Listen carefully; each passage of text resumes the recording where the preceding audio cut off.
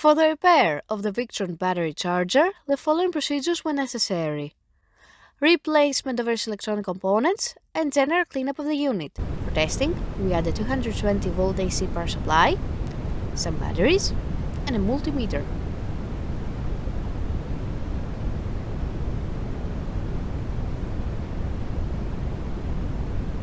By adding the power supply and turning the unit on, the charger reacts and the light indicators light up.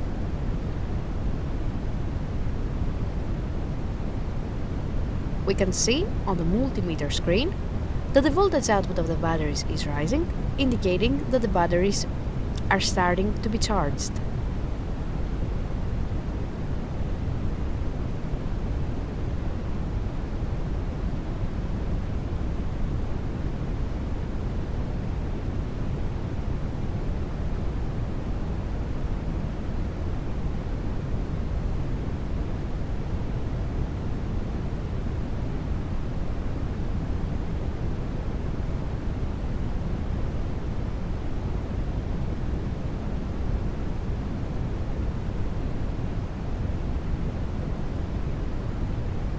No further testing is possible due to lack of additional units.